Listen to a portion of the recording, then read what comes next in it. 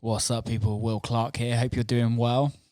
Hope lockdown is treating you as good as possible, and you'll be nice and productive. Anyway, this week's podcast is with an old friend of mine called Rich Harris. Rich, I originally knew him from when he used to produce music and DJ, and then we kind of lost touch, and then a few years back I noticed that he was this insanely good tattoo artist, and we just kind of kept in touch from there.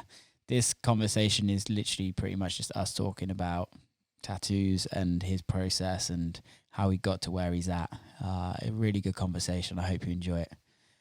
Let's welcome to the podcast, Rich Harris. And we're live. Rich Harris, how you doing, mate? I'm very well, thank you, Will. How are you? I'm good, man. I know we've been speaking through like social media for a while, but we haven't caught up for bloody years. A few years, yeah. So I guess, when was the last time we have met, haven't we? Never met. We haven't, have we? Never met. Spoke on the phone a few times, and you've been on our label. Yeah, Maquina, back in the day. Back in the day, yeah. And then you're now world's famous tattoo artist. I'm trying. I'm doing my best. To be honest, Will, the music got me into, push me back into the art. Yeah. Because, unlike yourself, I was a producer. I knew my way around the studio a little bit, but I couldn't finish my tracks to a good standard. So I always used a what do you call them? Ghost like producer. A ghost producer, yeah. And that was kind of frustrating for me because it's one of them, isn't it, with a career? It's like I love music, but I like, I had a house, a kid, and it's difficult to earn money, isn't it? Just through music, unless you've got a lot of gigs and totally, man. And you're like 100% committed. So for me, it was like, do I or don't I? Yeah. I had so many friends who are incredible engineers, producers, DJs, and they were still kind of struggling. I'm thinking, geez. So with the tattooing, I thought the opportunity to come up, and I thought, I've always been good at art. That's all I ever did from the age of 2 to when I left school. So I already had that confidence and that kind of muscle memory. Yeah. Bearing in mind I was 33, and I thought, well, I can do that as a career. Yeah. Tattooing, an easier career, if you've, as I say, if you've got that background to just jump into and earn money. So, it was like frustration that made me hop. But it's because I remember, like, I think it was. 1 second. Let me just change these settings. It's really annoying me on my mixer. 1 second. There we go. I think I've nailed it. I was having that's too loud. I've been getting this annoying thing when I'm recording podcasts. It like keeps peaking, and I'm like, why does it keep peaking? And I fixed it, so I'm happy now. I like the mic's cool. Yeah, these mics are actually really cool. They're like Rode podcast mics. They're pretty cheap. They're like 100 quid, 99 quid. Yeah. And they're like, it looks the part. They're really good, and they've kind of got like a semi pop shield in, like, built in. I want to get one of the SM7s, but I didn't really want to spend like 400 or 500 quid on a mic straight up. I think when I start doing these more, I definitely will. But so sure. I think I'm trying to remember like how it all started, but obviously I knew you through your label Maquina years ago. I think it was through Sonny. Was it through Sonny Wharton? Probably, yeah. And then you were going under the artist as 360, right? Oh, and they were my partners in the label. Okay. And Dave, I did a lot of work with those guys. I was the unfortunate name of Dirty Harry. Oh, yes, you were, weren't you? I remember that. Okay, I remember that one now. The idea was Dirty Harry because I used to like Clint Eastwood, but I don't think it had the same kind of ring. I didn't realise back then, but oh well. Dude, we all do stupid things like that. Yeah. I had a brand called Doing It for the Cuddles for God knows how many years. Like that was the worst thing ever. And then it was the Me Too movement, and then you're just I kind of like Doing It for the Cuddle. I think it's a bit different in Europe. Like people view it a little bit differently compared to what potentially people in America view it. Maybe this is it. The American translation. I can remember Adam Funk Agenda telling me the slang for Dirty Harris in America, and it wasn't. I'm not going to explain it over the podcast, but it wasn't a great thing. And I think, you know what, at the time I was like, no, and it was in the Urban Dictionary online, and I think I actually wrote them an email and I got it removed. Did you? Well, it disappeared after a few months. That's so good. Whoever did it. So what's what's Adam up to these days? I think he was doing some solo tracks under the name of Soul Trader. Okay. So I'm not sure. Maybe he's ghost producing. I'm really not sure. Is he still? Is he in America? I know he's back in the UK now. Oh, is he? Yeah, yeah. I didn't know that. I literally haven't spoken to him for 10 years easily. Hits me up for a tattoo now and again. Oh yeah. And then disappears again. Something like that. Then fucks off. That's Adam. Yeah. Love that guy. So I guess, you kind of stopped doing music for a while, and obviously I would still follow you. I was still following you, and then I saw you started doing art, or you didn't start doing art. You obviously were very good at art, but just never kind of showed anyone. And then I started seeing like some of your tattoos, and I was like, damn, it's fucking good. And then like over the years of like I followed you, you've created this like genre of tattoo that I've never seen anybody else do. Because you know how it is like you see all these tattoos online, and there's some amazing tattooists out there nowadays compared to what there was even 10 years ago. But I think you've created this like, I don't even know, I can't even describe what it is, but like how did you get to the point of where you're at now, from music to then obviously, like you said,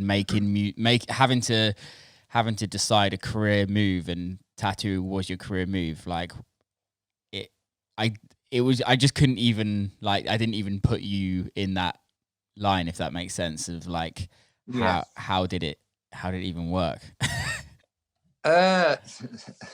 My obsessive nature. Now, I think as a kid, like I said, from the age of 2, my mum used to take me into this news agents, and they had comic books on the bottom shelf. So from a very early age, I wanted to be a comic book artist, and that's all I did from the age of 2 to like 18. Even through school, I didn't struggle. The teachers didn't appreciate me.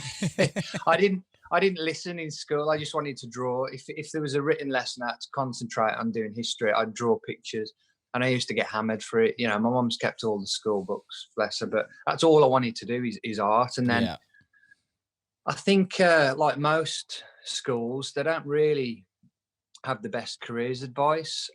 And I don't know, I got told in so many words, there's no money in art. So yeah, I did various things, DJ'd, I don't know, open close. I did loads of things. A bit of an entrepreneur. I struggle working for people, so I'd always start up my own thing. Dude, how many people in the world that are like successful artists have been told from like a young age that art is not a career? Yeah. Exactly. I think everybody that I know at some point has been told by some fucking old teacher or something like that art is not a career, and then they almost just do it. But it's the same as music, isn't it? Yeah. Music, I bet you've been told that's not a career, dude. Yeah, Come on, get yourself an office job. I remember my, I guess like what we would call high school, so like years 9 to 12 or 11 in the UK. My music teacher was like, "Yeah, electronic music's not a genre. Like you can never make a career out of that." And that's why he's a teacher. Exactly. What a cunt. but we only realise that now. So yeah. But now, as I say, I see the tattooing kind of like the music, because I was involved. We had our own label. I DJ'd, I produced a little. For me, my designs now are it's just sample based. Yeah. And I can draw, but I did that when I was younger. And at the moment, I don't find it very interesting. I can draw, but it's just like, what am I doing this for? Yeah. But to put together some samples, do a little bit of drawing, and create something that's just different. You're creating your own thing, and you're going to stand out. And I think that's all I wanted to do, because I was doing black and grey work to start with. Yeah, because that's the first stuff that I saw of yours. Yeah, is the black and grey. I was just learning all genres, because my kind of approach was I need to learn a bit of everything, because I don't want to be a broke tattooist. Yeah. So if styles change and fashions change, I can veer. And then like with the convention shows that I was doing, if you're in black and grey, you just blend into the rest of them. And I'm thinking, and at the time I was getting tattooed by my favourite artist. I was flying to Poland, flying to Germany, and all these guys, like yourself, if you hear a new artist and you're like, Jesus, what's that sound? I need to work with this guy. It was kind of the same thing. It was like, how is he doing that on skin? And I go to these studios, and I was just like, my mind was blown. I was so inspired. And I was like, I need to pull my finger out of this black and grey nonsense. I need to create something like that. I can't copy it. I need to change elements. And all my style has evolved from really is my favourite artists kind of style. I'll pull bits, I'll change them, and then naturally evolution. And you see something new, some new like artist doing something different, and you're like, oh, I could use that. I could put a little bit of that in this, and similar to the music, I guess. I guess I've never looked at it like that, because I've always been a huge fan of like tattoo art and just art generally, but I'm the world's worst drawer. Like I literally can't fucking draw a stick figure. I'm the fucking worst.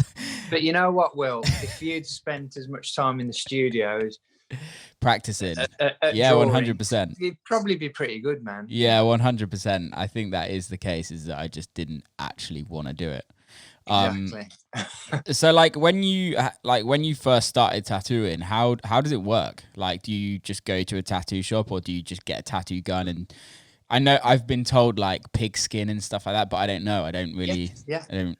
So with me, my friend, my best mate, I'd bearing in mind I had 0 tattoos. I always thought they were rubbish, because my seriously because I was really good at art in school, and my friends used to, like, the age of 16, they'd be like, look, I've got a tattoo. I'll be like, that's absolutely rubbish. What do you mean? A tattooist did it? I'm like, that's terrible. Like some tribal tattoo. Yeah, I can see what's good and bad. That face looks like a donkey, it's not.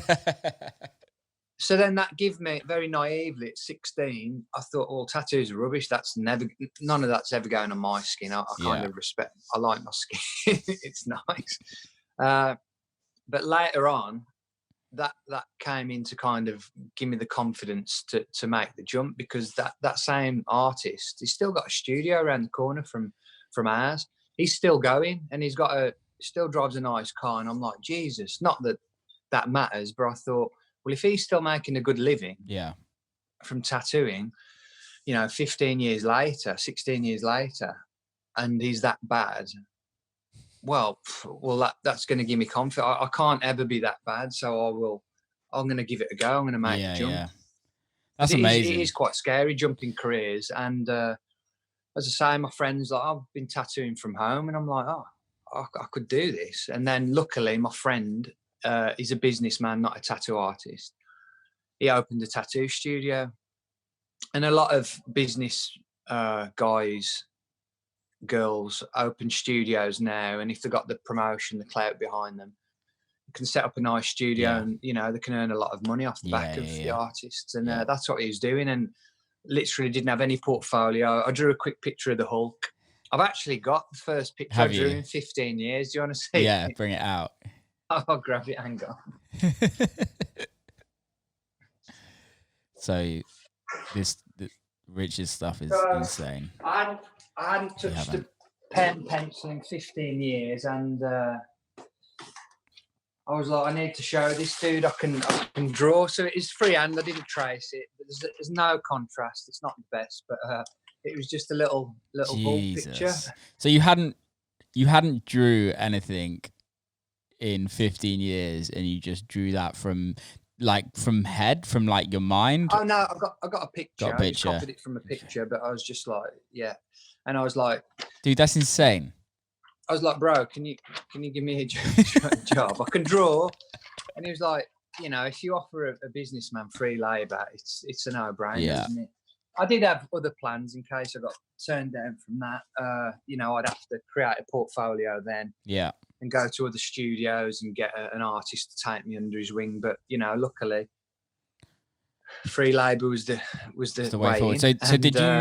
So did you just go balls deep straight tattooing people, or did you have something? No, it took me, I was working there like 3 days a week because I still had my window cleaning business, which was my bread and butter. Yeah. No, I was just hanging around the shop helping clients. There was a graphic designer there, which he taught me Photoshop. Yeah. You know, I think when you're learning stuff, you know yourself, learning, you know, synths and Logic, Ableton, etc. If you've got a guy there who knows everything that you can just ask stuff, yeah, it's loads quicker than trying to do diving through tutorials, or it's just it's instant. What's this, Josh? So that helped, and then I started tattooing on pigskin, and I just monitored other there's this one famous apprentice, because she was apprenticing under like an amazing artist, John Anderton, and we're good friends now, actually, Michelle. But her level as an apprentice, I was like, what the, what? It was just insane. So I was just using, and I followed some other apprentices, and they were doing pigskin, and then they progressed to free tattoos, and then they progressed to. So I was just keeping tabs on their accounts and saying to the boss, you know, can I do this? Can I do this? And within 6 months, I was tattooing, you know, simple stuff on clients. What was your first tattoo? On a client? Oh, ever? On a person? Oh, it was my friend's house who kind of suggested. He was like, I've started tattooing. Do you want to come and watch? I did this really ropey. So I've got a picture of it somewhere. Really ropey little star. And I was like, I was so nervous. The light was shining through. The heat was on the back of my head. I couldn't see. He was standing up. I was like, I don't know. I can't do it, man. And I did this ropey little star. It was. But he's still got it, and he's like, this is never going to be covered up. That's so good. First tattoo. Yeah, that's amazing. So you were tattooing pretty quickly, like from start to finish. Yes, 6 months. I don't know. Maybe after 4 months, I was tattooing pigskin. Maybe after 5 months, maybe I tattooed my brother. He came in the shop, and I wasn't nervous with my brother because it doesn't matter. I can hurt him as much as well. And then my first tattoo in the shop was an elbow. How ridiculous is that? Oh, yeah. But it was all right. That's not the best place to tattoo generally, because it's painful. Yeah, and it's just the weirdest shape. But I don't do things the easy way. Fair enough. I respect that. So I guess, when did you realize you were good? Because as an artist, there's a point when I can only speak for myself, and I'm pretty sure most people like that. There comes a point when you always doubt yourself, no matter how successful you are. For me, anyway, I'm always like, oh, I could do better. I could always do better, etc., etc. However, there comes a point when you're like, okay, this is fucking good. Like, this is for me, it's like, okay, this is actually a really good record, and I'm really happy with this record. When was there a point, like, what was it that, like, in your career that kind of got you to where you were like, okay, yeah, I'm pretty good at this? With just the tattooing, not the art, yeah? Yeah. You know what? There's a lot of good artists in the shop, and it's probably after, I don't know, 6 months, or I don't know, 4 months, 6 months, and it was my fourth black and grey rose. Mm-hmm. And obviously I've been having days off and going to some of the, my favorite artists. Yeah. So I was fast tracking myself, say when you started your career, if you could jump in the studio with, uh, I can't think of an amazing engineer off the top of my head. I don't know, you Chris Lake, or if you could have a day with him when you just started, it would fast track you. So yeah, I was booking in with my favorite artists and spending money. So I guess that fast tracked me a bit. So it was maybe after 4 months, and I did a Black and Grey Rose, and one of the artists were like, just like jizzed over it. It was like, look at this, everyone. And I knew it was good. I could see it from my other roses. Bearing in mind, my first one took 5 hours, and it was that big. Yeah. And I've probably chewed all his skin off. Poor guy. But it was good. No, he gave me props, and one of the artists in the shop were just like, "Oh, it's just a rose," and I was like, "Yeah." So I kind of, that gave me a lot of confidence. Fuck that person. No, I could really do this. That's not blowing my own trumpet, but that's one of the. Yeah. I haven't seen a rose come out like that in the whole studio. Yeah. But saying that, because it was a business run studio, a lot of the artists were just working quick, whereas I respect people's skin. Not saying they didn't, but I wanted to just do my best work, because that's your reputation on someone's arm. Totally. So with the shop, what's the shop called, or that you're at now? My studio is Dark Horse Collective. Dark Horse in Sutton Coldfield. So did you go and open your own studio from that, or are you still in? Is it the same studio? No, my first studio, again, it's close to where we opened. There's a chain of them in the West Midlands, but I think I worked there for about 1.5 years. Okay. And as I say, I kind of evolve very quick. So especially when I'm working for people, I've got like big ideas, and that I don't think they clashed with, the owner wants to earn money. I want to try and be the best artist in the world. So sooner or later we're gonna clash. So it's the one thing. It's the one thing with business and art. Although that it goes hand in hand, it also kind of doesn't, because being the artist, you want to be the best artist you possibly can. But when there's a businessman involved, they want to earn the most money as quick as they possibly can. Or not necessarily as quick as they can, but just earn the, you're right. Earn you're the right most. in this case. Yeah, right. so it's like it kind of ruins art. It slows the process of becoming that better artist. And you can see it in music 100%.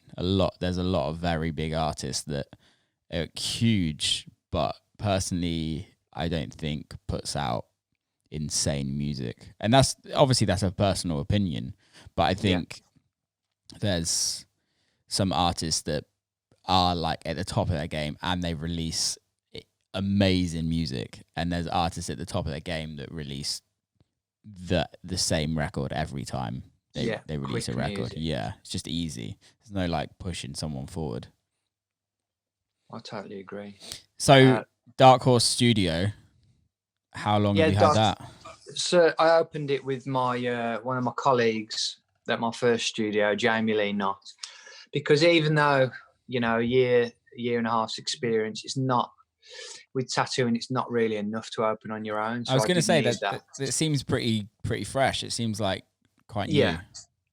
So, and he had a few more years experience than me, so it made sense to open together because it's less of a risk. And we've been open 6 years this August. So and it's going well. I take it. Yeah, it's going really well. We got like 8 artists. Damn. Under us. We've got Jamie's fiance that does the piercing, the laser removal. She sells jewelry. She runs the studio and the whole. So it's a nice little, it's a nice little family we've got. That's amazing. So, do you ever go like touring for artists? Like, because I know I follow quite a few tattooists, and I look on their like profiles, and they're like, okay, so this week I'm in Miami, and this week I'm in LA, etc., etc. How does that work? It's like it's a guest spot or conventions. I mean, there's probably about worldwide, probably about 5 shows a month. Okay. And some of these are absolutely huge. Like the biggest, I mean, the American shows are the biggest. But that I don't think the American shows cater for kind of my style. That's more of a Europe thing. Okay. Uh, Why is that? so I don't know. Do you I just think don't know because when you're I come to the US, you, I mean, they can charge a lot of like 3 times yeah. what I charge, 4 times what I charge here, and I always give them the option. I'm like, probably be cheaper if you had a holiday in the UK. Yeah. But yeah, I'm not sure. I mean, America does things on such a large scale anyway, but the convention's like 2,000 artists, and it's massive. Yeah. Whereas in Europe, you know, you can still get like 600, 700 artists. Milan is a very big show. London's still one of the best in the world. Yeah. The Paris show is incredible as well. Brussels is fantastic. There are 4 shows I'll do like every year. Obviously not this year. Yeah. Now I squoze Milan in at the start, but that's when it all started to kick off. Dude, let me know when you're doing one. I will 100% come down. I've never been to a convention, and I've always really wanted to.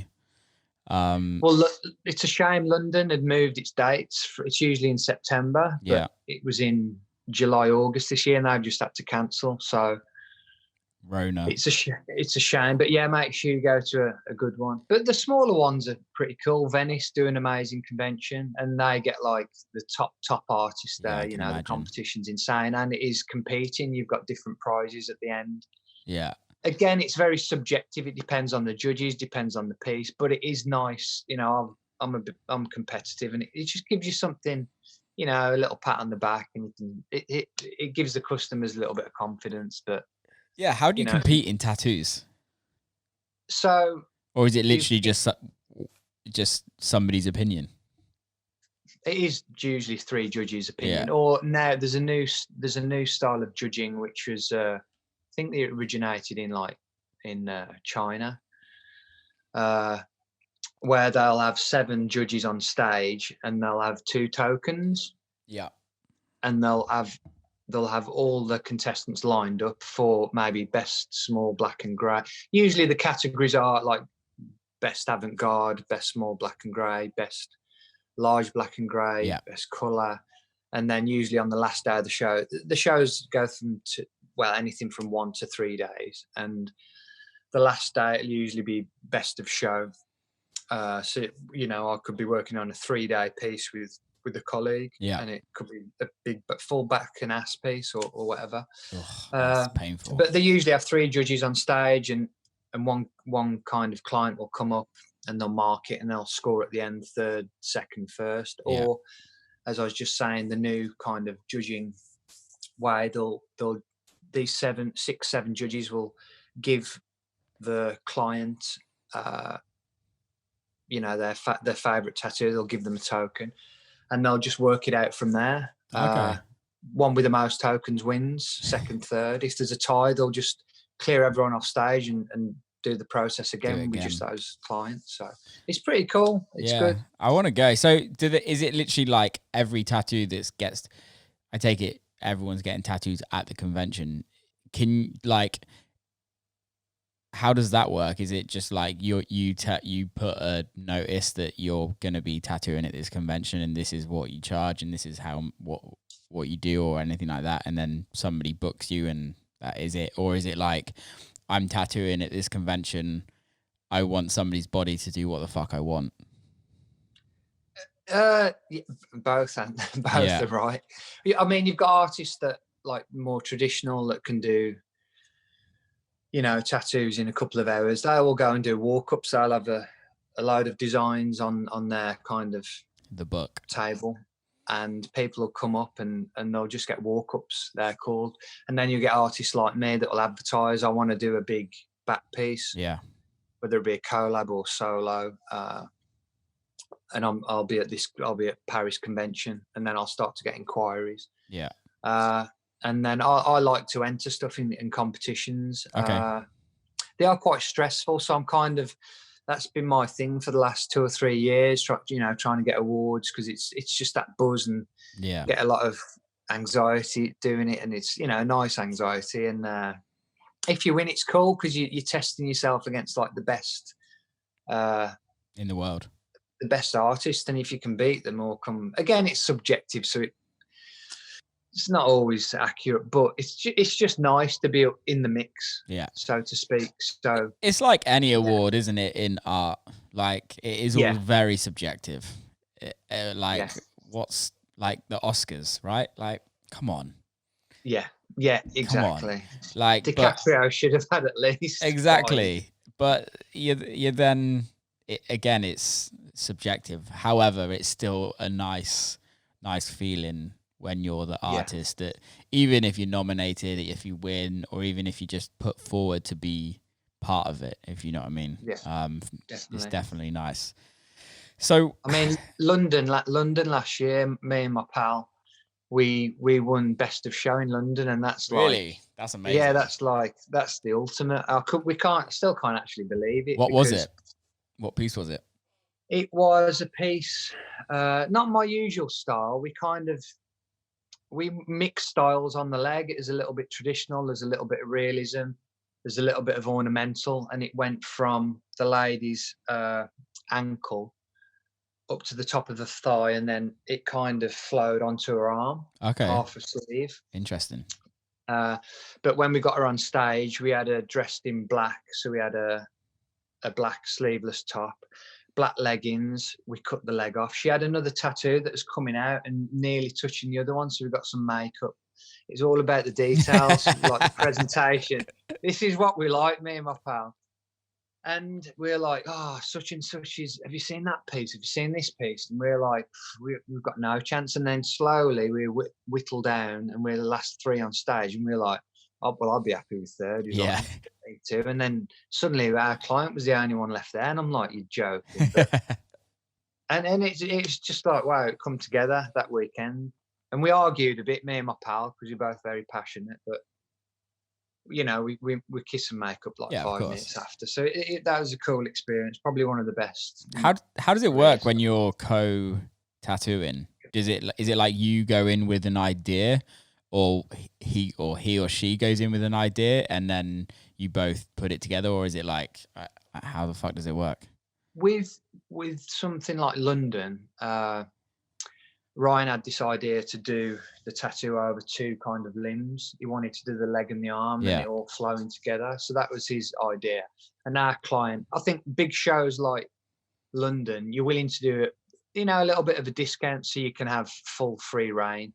Well, it's like that in every show. You'd rather do, you know, not block any creativity, whatsoever, and just do the best piece. But, you know, and sometimes you can ask the client, send us some work that you like from me, that you like from Ryan, and you know, we can put something together for you that you like. Or she'll say, you know, I want a lady face, and I want nature. You can have free reign, but I want these things. So yeah, it's like a collaboration with the client as well. And did you say it's Ryan? Yes. Is he like similar artist to you, like as in styles, or is it completely different? He does ornamental. What's ornamental? It's a lot of line, precise line work. Okay. Jewels, floral. Yeah. Nice. The stuff that chicks like. Classic. So, who is your favorite artist? I've got so many. At the moment, I'm really loving, there's a guy I've collaborated with 4 times, Walter Montero. I need to check him out, because I've never heard of him. Oh, mate, he kills it. Walter. If you Instagram Waleer.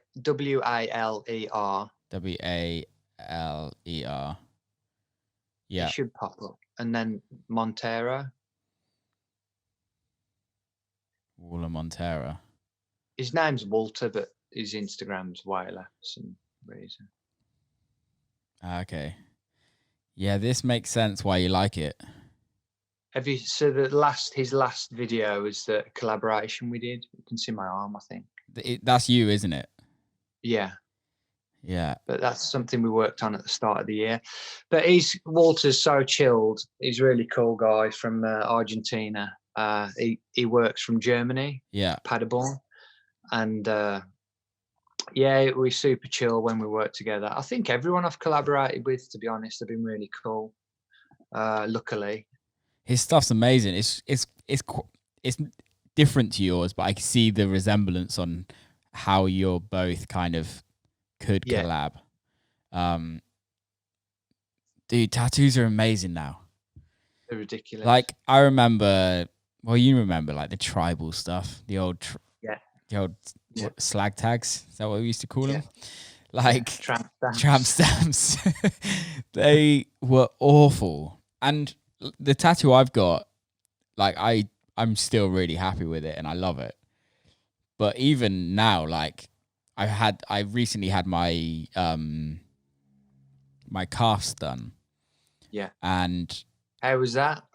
It was all right. It wasn't too bad. Yeah, okay. I want to get it was a bit, I had like, I get like eczema and I had some like eczema like come up literally the week before she tattooed. So, oh no. But I was flying to LA. I had a show in LA and I kind of booked out 2 days for her to tattoo. And I was like, the eczema had like cleared over, but it was still like a bit sore. Yeah. So the first day she did that leg, and then I played a show that night, slept for like 2 hours, and then had to go and get another one. Oh mate! By the end of the day, that was pretty rough. You did the day. Yeah, I did the day. Yeah, because honestly, I hammer my clients so much. You should see the information I give them when they're booking. Right, you need to eat healthy. You need to drink water. You need to cream this area where you're getting tattooed twice a day, so the skin's soft in good prep.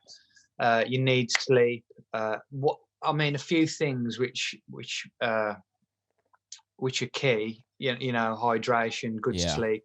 And clients don't sit well if they've got something going on and if they're stressed because they just can't relax. You know, if the missus is giving them some grief or something. So get rid of your missus. Sleep a lot. Yeah, healthy you are, the better you're going to heal. So yeah, and some there's a small percentage of clients that think once you've tattooed them, the job's done. They can just go and go swimming and go in a pond and let the dogs lick it, and it's just like, no, this is your partner. You have to be on it for the next 6 weeks. Well, for me when I still do. I moisturize my tattoos every morning and every night. And I think there's so many people that just don't look after tattoos. You spend all this money to have an amazing piece of work done, and then you just leave it, or you go sunbathe and let it ruin. And I don't know. I don't really get it. It doesn't really make any sense to me. I think maybe the thought process is that they're thinking they're buying something from a shop, and they can, you know, if you buy a TV, you don't have to clean it, do you? Yeah. How? This is something I've never known. How does a tattoo actually stay in your skin for that long? It makes no sense to me. I've got a few friends that could answer this question a lot better than butcher it. You can. They know all the technical terms, the epidermis layers, and what was the question again? How does it stay in your skin, like for that long? Because tattoos do fade eventually, right? But the fading part comes from the client, to be honest. If they're going on holiday a lot, or if they love the sun and they're just not putting any sun cream on, you know, that skin gets damaged. You know, I've got white ink on my arms. If I go in the sun for 10 minutes and I haven't put any sun cream on, that top layer will turn yellow. Yeah. You know, it goes back to normal in the winter. Yeah. But you know, the sun worshippers, they just, and with every kind of outing in the sun, the skin's getting more damaged, and you know, new layers are growing over. Yeah, that's when it kind of starts to fade. You know, anything, the sun will fade anything. Yeah, absolutely anything, if it's you know, they're exposed long enough.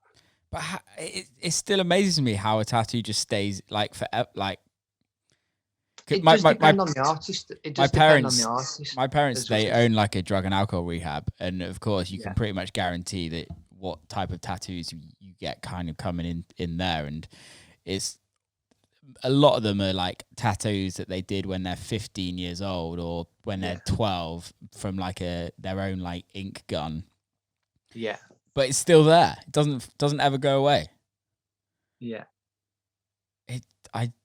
It's weird. I still can't get my head around how it works.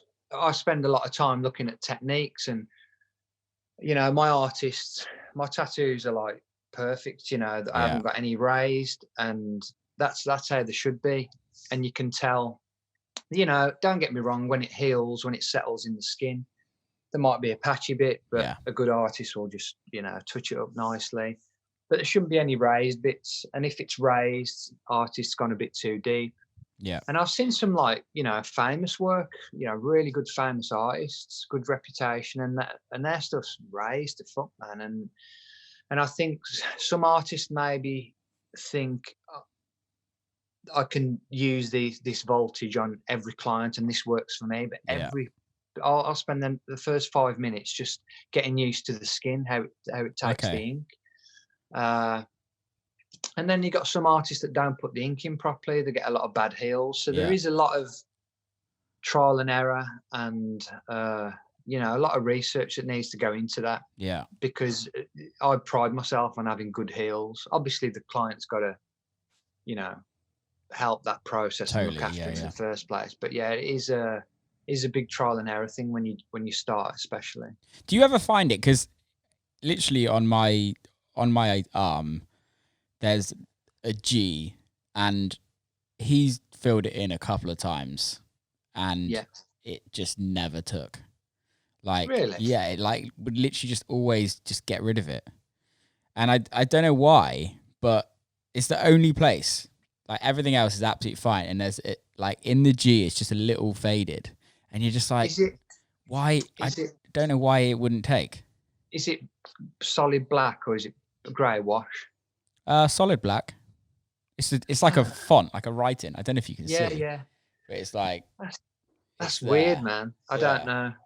It's really to weird. Go over it again. Yeah, I don't know where he is now, but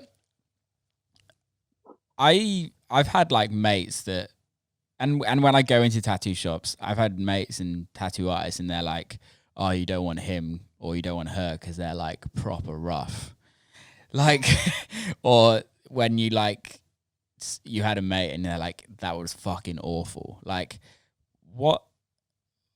Why are some people rougher than other people? Like, what does that is, or is that just like purely people can't handle the pain? Because literally everyone that said, when I said, "Oh, I'm getting my calves done," they're like, "Good luck with that. It's fucking awful." And I'm like, it wasn't that bad, but the tattooist, she does some amazing work. I think her name's Natalia, but her Instagram's it's just Hypnatic. It's very like, it's all grey and white. Grey and black stuff, but her kind of like, it's very old schooly, punky kind of vibes. Yeah. But I think everybody's different. I mean, this is the proper cliche question. Yeah. Lower legs hurt, and the lower legs can be very difficult because of swelling, and it is a 50-50 toss up whether the client's going to really feel it or not. And everybody's different. Nobody can answer that question. Which part hurts the most, because everybody's totally different. And just like your other question, all the artists are totally different. Some, with me, I've got like unfortunately or fortunately, I've got a very forensic brain. So I'm looking every little detail, how I can get a better heel, always trying new products, trying new techniques. So I'm always trying to perfect and get better and better. And even if a client, I'm struggling to wipe ink off the leg when I'm tattooing, I'll be like, "Can you go and drink some water?" Because I can tell the skin's dehydrated. Yeah. And even drinking like a little pint of water there and then, I can wipe the ink off easier. Just little things like that. And some artists who don't notice stuff will just put up with that for a full day, 7 hours. It's like, come on, man, you can just fix it like that. So some artists, like I say, they probably don't test the skin for the first few minutes and just go at it. Well, this works for everyone. Yeah. And then it comes back all raised and fucked, and like, oh, well, did you do something wrong? So I don't know. I've got a detailed kind of brain, so I'm always always testing stuff. And as I say, some might be heavy-handed. Like you get good plumbers, bad plumbers, Yeah, heavy-handed totally. plumbers. They Yeah. might be good, but you know, heavy-handed. So yeah, who knows? No, I feel that. What's your thoughts on the shins? I want to get my shins done next. I haven't got my shins done. I only had my lower leg done in Latvia a few months back. But shins, I don't know. No, it's gone over my shin actually. Right. It is over my shin. No, it's fine. But she's super quick. Yeah. Super quick. Yeah, I want to get my shins done really badly. Cover-ups. How does that work? I always use the analogy. It's like a boxing match. You got to pick your opponent. What's the worst one then? You just got to pick your opponent. Pick the right opponent who you can beat. You know you can beat. So if someone comes in with some ridiculous, I don't know, if you've got a strong idea for that particular. Sometimes it'll just click. Sometimes they'll come in and it's wishy-washy, black and grey. It's like, well, I can cover anything. I can cover that now, easily with anything. You're not limited. If they've got a black band, I saw a really cool one of my friends, Jay Freestyle. He does kind of abstracts and mixed styles like myself, and you can tell the guy had a black tribal band or whatever.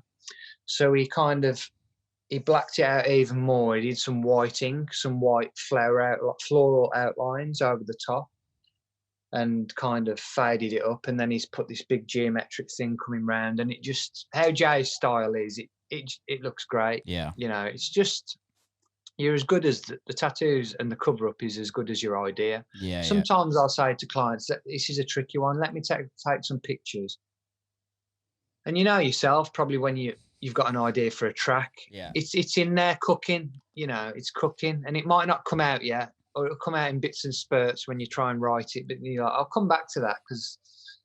And then, you know, with this one particular client I'm thinking of, it come to me 6 months later. I'm like, yeah, I've got the idea now. And she's like, oh, brilliant. I'm pregnant now. So I could wait another how many months. I'm like, but it does work like that. It's, if you can win the battle, you know, take it on. If you haven't got the idea yet, and you really want to do it, just take some pictures, sit on it. So it just really depends on, like I say, how good the idea is at the time. And if you're not 100% on the idea, just ease off and just wait. Just wait, because once you're covering something up, you can't really cover that up. You can always expand and you can always tweak. It's not as final as people think. Okay. So you can, there's always, unless it's black. Yeah. But then you can do some white work over it and some opaque grey. So there's, it's never fully doomed. And if not, just black it all out and then just do something else on it. Yeah. Start a new canvas. I was going to ask something and I literally just forgot what I was going to say. That's really annoying. What is it about cover-ups? Or? No, it wasn't. Oh yeah, walk-ups. Walk-ups. What's your thought on that? I think walk-ups are cool, especially at shows. Yeah. But you're in your shop. Does your shop do walk-ins? Well, it's down to the artists. No, probably one artist would be. Oh, let me think. So Jamie, my business partner, he can do walk-ups because he's a trad guy, but we generally push for full-day sessions and do a bigger piece. What's a trad guy? Oh, traditional, neo-traditional. So most traditional, neo-traditional, I don't know, dot work artists are capable of doing smaller stuff. And there's some artists that do just like doing little 1 hour, 2 hour, 3 hour bangers and in and out. Yeah. Could probably make more money. I just like to I like to fit tattoos to the body part so it looks like as though it's supposed to be there. Yeah. And the only way you're going to get that is doing 1 or 2 day sessions. But You know what? The answer is no. We generally don't do walk-ups in our studio because everyone pushes for bigger pieces. But like, for example, at conventions, at shows, I think it's really good to have a mix. You know, you've got guys like me all trying to win an award and Yeah. doing a big piece to showcase, and then you've got other artists that just enjoy walk-ups, enjoy meeting different people on the weekend, and they can make a hell of a lot of money doing smaller tattoos. And so, you know, for the punters, for the customers, clients going to the shows, they can get tattooed there by their favorite artist. Yeah. With a walk up, or you know, or if a couple go and I'm tattooing the guy, his missus can wander off and just come back. Look, I've got this and that, I've got this, and it's just it's That's pretty cool. cool. That's cool. But you've got to have that mix to make it appealing for, you know, the people that go to shows. Yeah, for me, like I don't think my personality, I don't think I could ever just go get a walk up tattoo. I'm too like OCD where I have to have the concept in my head for 6 months beforehand, and I have to like research like the artists and things like that. When I got my cast done, like the design on my cast is not, it's not like something extra special. It's like a traditional mum and dad tattoo. But I wanted it done well. I didn't want kind of like I didn't want the like traditional Brooklyn like Burt Craft kind of vibe. I wanted like something really nicely done. And like thin line work. And for me, it was like, it took me about 6 months to decide like who I'm going to go and see and plan it out and what I wanted, et cetera, et cetera. I respect people that can just go into a tattoo shop and be like, yeah, I want that. Or wake up one day and be like, oh, I want to go get a tattoo and go get it. I can't deal with it. It would stress me out way too much. What's the longest piece you've done on yourself? Like for you as a having a tattoo on you? Oh, on me, the longest, maybe 13 hours. Oh. Or I've done 2 days on my back. I used to go to Germany and just have 2-day sessions. But that's rough. No, it's fine. I was a bit rough after the 2 days, you know, going for food. I'm just a bit like, yeah. But as soon as you get some food in you and a bit of sleep, absolutely right as rain the next day. So, no, that's fair enough. And what about tattooing on somebody else? Maybe 3 days. Is that 3 consistent days? Yeah, and there's me and another artist. But I had a girl come over from Canada at the start of the year, and she had a 3-day piece on the back of her leg. And I tried to persuade her. I was like, should we go side leg? She's like, no, I want it the back of my leg. I'm like, it's going to hurt under that butt cheek, you know. It's going to be rough. That back of the thigh is hideous. So, yeah. Did she take? But no, she got through it. Girls are tough, man. They have this insane, like, high pain threshold. Not all of them, but yeah, majority, yeah. That most dudes just don't. Like, I wonder why. Maybe it's just because they give birth. I think it's that is theory. I think it's a mental thing. If you're going abroad, for example, you're going to, I don't know, New York, and there's your artist there, and you want a 2 or 3 day session off him, and you know you're paying a lot of money to go over, and you know, the tattoo is going to be expensive as well, and it's just the mental thing. You know, you have to still pay the artist because he's booked 3 days out for you, so there's a lot of pressure. I think it's more a mental thing rather than, you know, when you're there you will sit it. I've had guys first tattoo and they've had a 2-day piece, and it's just I think it's just a mental thing. In Poland, when I went to get my ribs done, luckily it was quick. It was only like 4 hours, and it's a big piece. And there's times where I was like, "Oh, Matt, this is ridiculous." But I just kept looking at his laptop and the tattoo, and I was like, "Nah, I'm not going until that's finished." You know what I mean? Well, I guess being a tattooist, you actually understand the process, and you can be like, "Okay, so this is what he's done in this time. We've got another 2 hours on the clock, and I'm just gonna suck it up and take the pain." That was what I found on the back of my legs, is like you just never know because you can't see.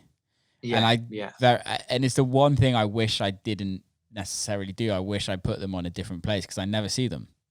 Yeah. It's yeah. like and I have my legs out at the gym and that's about it.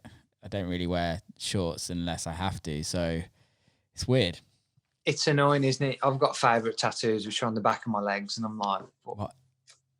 Yeah, Why? Yeah. can't see that. And since Nobody ever sees it. No. So why did I do it? And since then, I'm just never. I'm never gonna have anything on the back where I can't see it because I'm not doing it for anyone else. I'm doing it for me.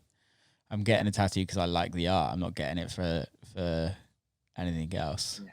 So some people just like the coverage, don't they? Some people just like the look. Yeah, the I get that as well. of just being covered, but yeah, I know what you're saying for sure. I think because also if you're like in like certain, if you're in like fashion or if you're like a modeling or anything like that, I think it kind of gives you that aesthetic as well, doesn't it? You always get these kind of models that have tattoos everywhere and just get covered. I've got a mate that's a tattoo artist in Taunton, and he's really good. It's like just grey, black and grey. And I remember meeting his girlfriend when she was his girlfriend, and they got married, and literally within like 2 years, she went from not having a single tattoo to you can't see anything. Like the only is like chin up is the only place where she doesn't have a tattoo. It's like neck is all done, literally everywhere. I'm like, that is dedication. That's a lot of hours, man. Yeah. Where are you based again, Will? Are you near Exeter? So I'm actually near Cheddar in Somerset. Okay. And then when I'm in the US, I'm in Detroit, which I haven't found any real good tattoo artists in Detroit. Detroit, no. It's kind of not the best place for tattoos. But good for music. So it's pretty good for music. Yeah, it's pretty good. But there's some really good tattooists out there nowadays. And Instagram is... What's your thoughts on social media and obviously like the like Dr. Woos and things like that who are clearly insanely famous tattoo artists? Yeah, I mean, that kind of style, it's like a hipster style, isn't it? I love it. I'll be totally honest. I love the style a lot. I really like very fine, thin work.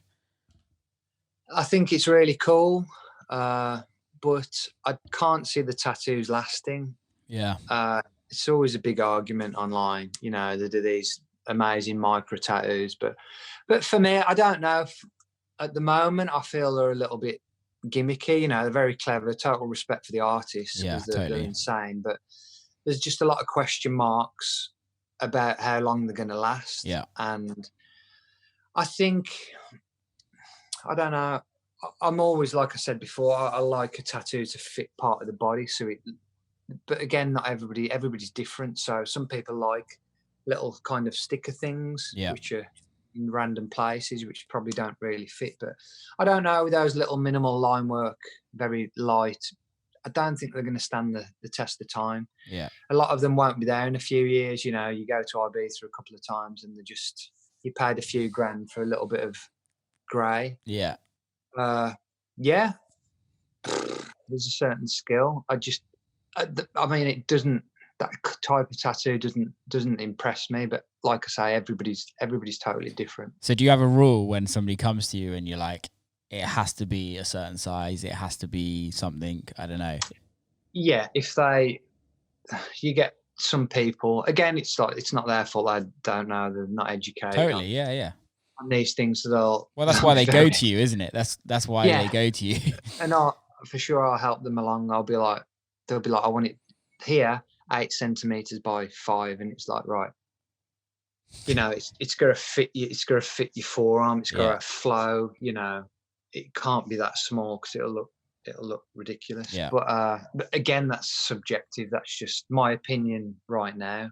In 5 years I could be doing stuff like Mr. Woo. Do you know what I mean? It constantly changes. So yeah, at the moment I'm always pushing to fit the body part, just so the tattoo looks as though it's supposed to be there. I mean, all the artists I go and get work off, Florian from Germany, Timor, they fit the body. It fits. It just locks in, and it just looks solid. I get so many compliments from my arms, and I don't know. I just think that's important for it to Totally. be, fit the body parts. So for you, when you're getting tattooed, is it something that's sentimental? Is it something, or is it just because you just like good art? Well, when I think everyone has this. Everyone has these ideas when they're first getting tattooed. Well, they haven't got many ideas for a start, but they just want. Generally, people start with black and grey. I did the new dad thing. Oh, I can get my daughter's name. Yeah. I can get the time of birth. I can get the date. I got that. And let me see it. Let's see it. Or did you? Oh no, it's all right. Okay, yeah. And then I found another artist who does black and grey, and I'm like, wow, the kind of drama, the flow, the contrast in his work. I was like, fuck. So I went to him with something. Again, my daughter's portrait. Yeah. She's only 10 months. Probably a bad idea to get a portrait because she's still a little chubby thing there. And a birth flower. Again, I'm just trying to find. I'm still trying to make it all mean something. Yeah. And I wish I'd have got my whole sleeve done by him. And then I think I got a ram skull because I was born year of the ram. You're just scratching for it. These are all pretty lame ideas. And then when you get past that part, you're like, I was more in it for the art. So I'd go to this guy, and he's got loads of designs on his laptop, and I'd be like, show me what you got. Oh, I like that, and I like that. I like that bit. Can we put that with that? Yeah, no problem. So from this kind of arm, I just gravitated towards just getting stuff that the artist wants to do within reason. Yeah, totally. But like a lot of people that contact me, that some of them, they just want, they're very precise. They want full control. And now I kind of suss those people out. I'm like, listen, if you do want full control, you're very precise on these images, because I have to select the images, just like you have to select the parts for a track. If I come to you, well, I want to use all these, and they're just dog shit. You're just like, nah, you can't physically do that. Or you can take my money, do it, but it won't be the best. Do you know what I mean? Oh, dude, I literally, I probably shouldn't say it because it's coming out this week, but I did a remix for someone, and I respect the original artist so much. She's like a huge pop star in a world that I don't, in like South America. I've never even heard of her before, but she's huge. So I respect who she is and what she does. But I got asked to do a remix, and I got asked a couple of times, and I said no, and then they offered some good money. So I was like, you know what, I'm not working for the next foreseeable future, so fuck it, let's just do it. And that made me realize to never do something just for money because it was awful. Like, I did it and I got something that was pretty good, but it literally took me 10 days to just get something that I was happy with.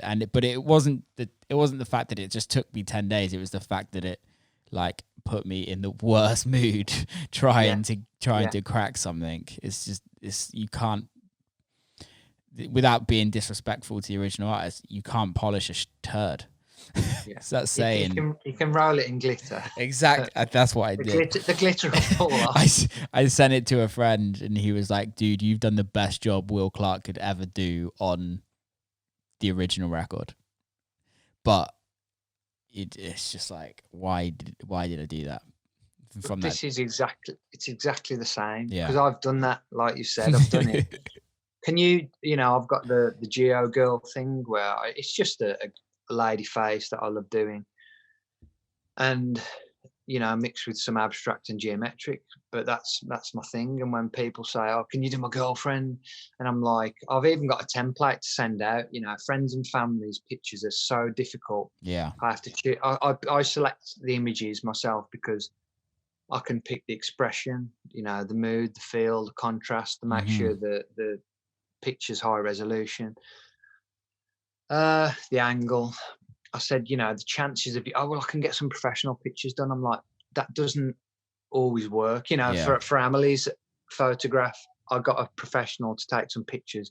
He didn't capture the drama. I wanted a certain look. This is an iPhone picture that I got the day before my tattoo, and it had the light shining in from sash windows, and it just had the expression. It wasn't forced. So I've got a template which I send out to clients, but like you say, sometimes through experience, you've done these jobs, and I've done the best I could, but after I'm like, no, I'm not going to do that again. I don't think so. I nearly did it a few months back. A client was like, I want one of your pieces here.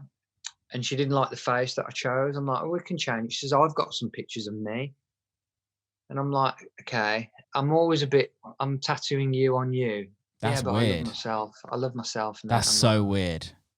It's fucking Dude, weird. that's fucking weird. But you don't know what people go through and what. Anyway. I know, but that's still fucking weird. Yeah, I would. And anyway, I put the design together. It looked pretty cool, but then I thought, hang on, I've done this before. I thought, you know what? I'm just been there before. I'm not feeling it. Don't think I'll be happy because it's. And then we did something else, and I was happy with that, and she was over the moon. So it's just making those educated decisions where you're like, just no, staying away from the problems because it's no good for your mental health. No, because you just don't want. I think you still have to live with it. It's still on somebody's body, and you know that God knows how many people are still going to see that. And even if it looks amazing, but you deep down inside, like I've got records that I've released, and I can't fucking stand them. Cannot stand them. They're like children. Every record is like it's like one of your babies. Yes. Well, see, you've always got your favourites. You've always got the annoying little fuckers that you don't like. You can't stand. See, for me, it was like, there's the record. I think that would just comes from when you're younger, or when you're naive, or I don't know what it is. But when you're like new in the industry, you're like, I just need to fucking release music. I need to put music out. Yeah. And then you write this record and you think it's going to be a hit record, and it's not. Yeah. And then you're like, a year goes by and you're like, oh my God, there's actually dog shit. Yeah. And then Spotify gets born, and then everyone can hear your whole back catalogue and see everything. And you're like, oh my God, why did I put that out?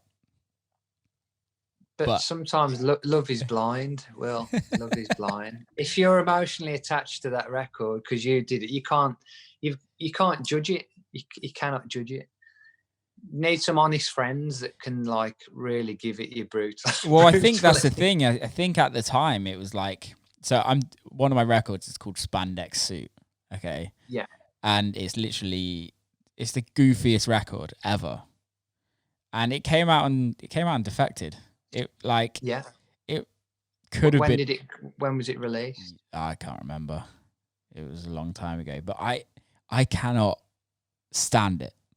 I would happily have every other record out. I cannot stand that record so much.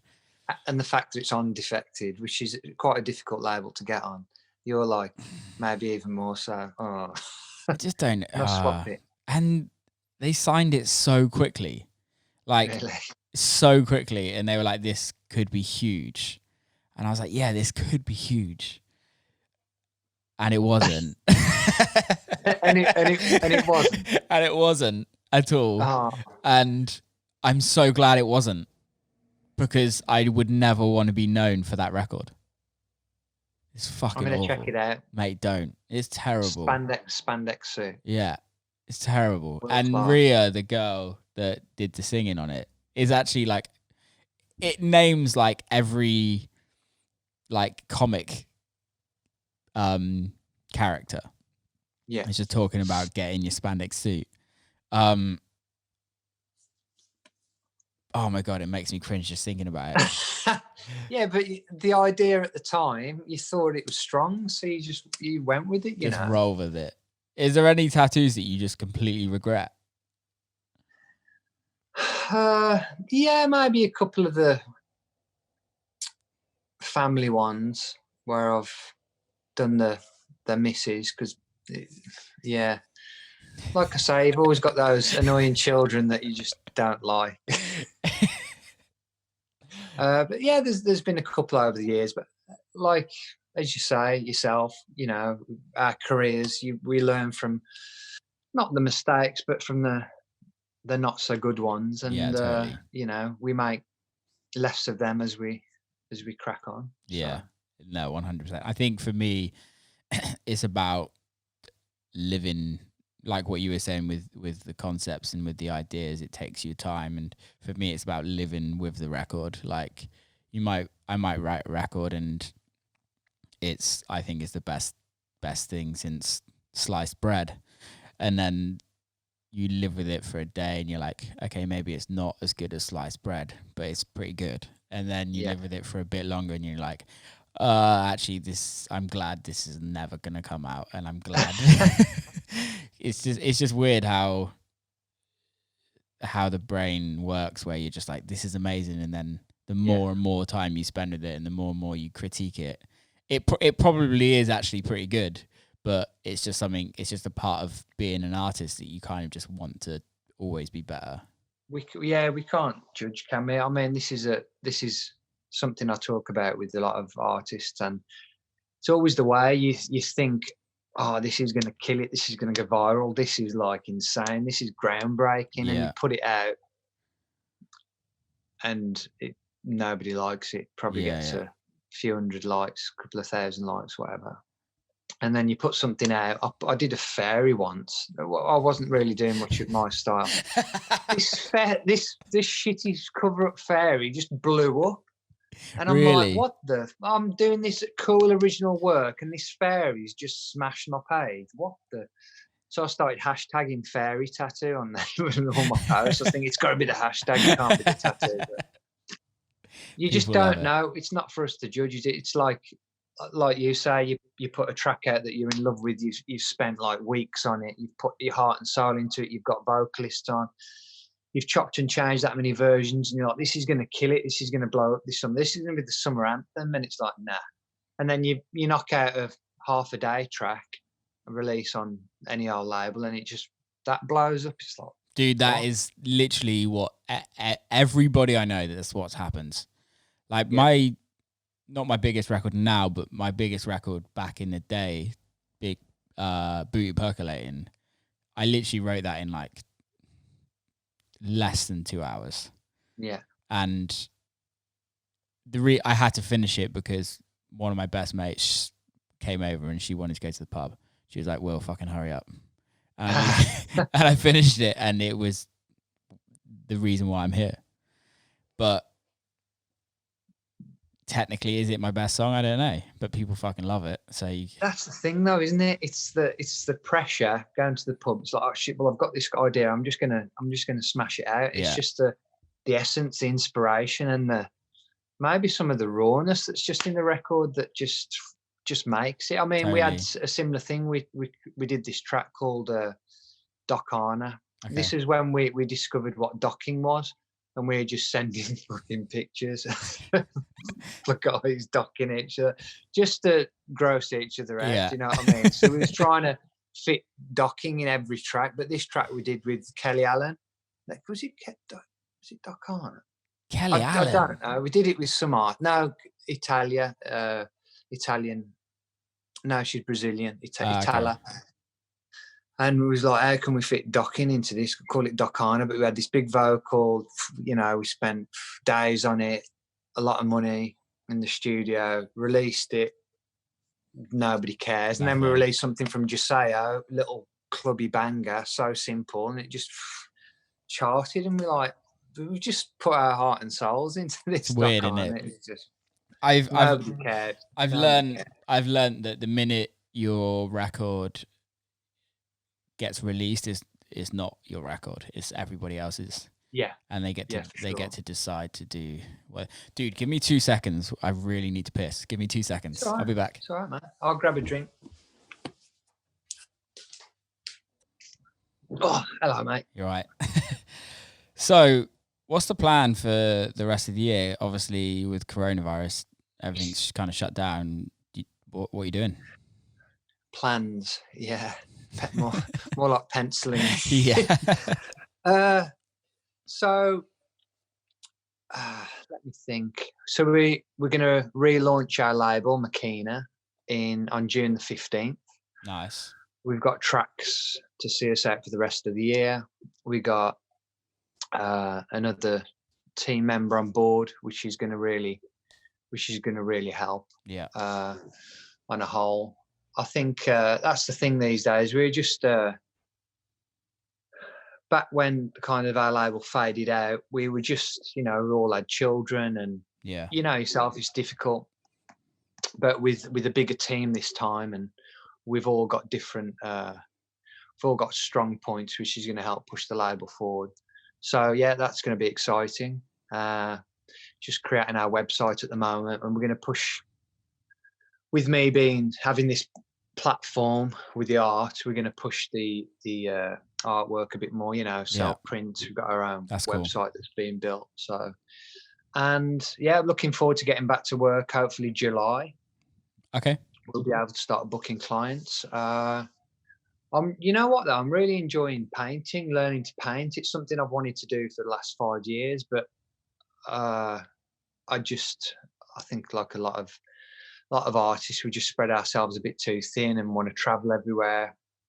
But this coronavirus has actually pushed me into, obviously we've got lots of spare time, into getting stuck into this new medium. And as I say, for the last 5 years, I've had everything, all the gear, and no idea. Now I'm using these canvases, and I'm selling the paintings really quick. I'll put it online, and they're going like an hour. Luckily, do you know what you need to do with that? You just need to double the price. I'm creeping it up. Don't creep that fucker up. Just double it. Double it. Okay. One of my friends, she has this like amazing mirror in her place, and she opened one of her windows the other day, and it smashed. Like it fell on the window, it fell on the floor and smashed. And I was like, tape it up and put it online and sell it for 10 grand. Some fucking idiot's gonna buy it because it's just like. You can just do anything nowadays, and I think that's the thing. But you're clearly good at what you do. Make as much money as you possibly can, mate. This is true, yeah. Don't creep it up. Don't creep it up. Just fucking do it. Just double it up. So yeah, the paintings, and I'm looking at possibly doing another studio. Probably won't be this year. I've been looking for the last few years at buildings or land to try and do something special, you know. But with the art and the paintings, I'm thinking, and I love my coffee and my food, like yourself. Yeah. And these are all experiences that I've got from studios I've guested at. Yeah. From New York, Soho Inc. Yeah. They've just got big bits of art from different artists all over the world, all for sale. And I'm thinking, in our studio, I've just got loads of little prints from artists. And I just think, that's pretty cool. It's like a gallery and a tattoo studio. And another studio I've been at, No Regrets in Cheltenham. They've got a chef that works there from 10 till 2. Really? Jay Halford. Oh, mate. The menu, he changes it every week, and they do the best coffee. They've got all nice juices. They've got different breakfasts, your smashed avocado and sourdough and all that nonsense that I love. And it's like, wouldn't it be cool to have like your own chef? So you've got food option, you've got a gallery. I'd have some decks there, so we could showcase different artists. We could do features on them once a month. Could come up. And then we could have the tattooing upstairs. So at the moment, I'm just looking. I mean, this idea might change, but I'm just looking for buildings or land that we could do this project in. I've got some good backers. Yeah. So that's dope. Yeah, lots of ideas. Going on from that, why every tattoo shop I've been in, they're only listening to hard rock. What the fuck is that about? I don't know. I've got big issues with death metal because anything that screams. I mean, I know it's apparently it's an art, but I just can't. I can't do it. It makes me very anxious. It's not relaxing. It, I want to it be pisses me relaxed. off. Yeah, I want to be relaxed when I'm having a tattoo, and I do not want to listen to some hairy bearded dude fucking scream down a microphone with his shirt off. Like, I respect the genre. I actually like some of it, but when I'm getting tattooed, I do not want to hear it. Yeah. Mate, I'm with you. You come in our studio, we haven't got any music. We've got TVs. We watch movies. I even deleted the horror section because it's a similar thing. You don't want to be watching someone get stabbed while you're getting stabbed. Yeah, when blood's coming out of your arm. Exactly. So I kind of ask for light-hearted stuff to be played. You know, your Step Brothers and just fun stuff, light-hearted, disposable movies. But yeah, I don't know why that is. I think maybe it comes from old school, doesn't it? You have to be tattoos, goth, metal, rock. But now that is all changing because you've got failed artists like myself be like, well, I can tattoo. And we're not from like rock backgrounds. We're like, I think that's another reason why I want my own studio, because we will get like DJs to come in. Yeah. And I will play my music. It's not going to be, you know, it's just going to be a house spectrum. That'd chilled, be cool. Relaxed, driving, rather than the generic screaming and anger. Screamo. Right, I dude. don't know. I've spoke to some artists and they're like, it's like opera, and I'm like, bro, this isn't. It's nothing like opera, man. Yeah, but it's the same structure. I'm like, well, everything's the same structure. It's going to start a middle and an end. Come on, it's just. This is true. This isn't relaxing. Yeah, I've got to leave the room because it's making me.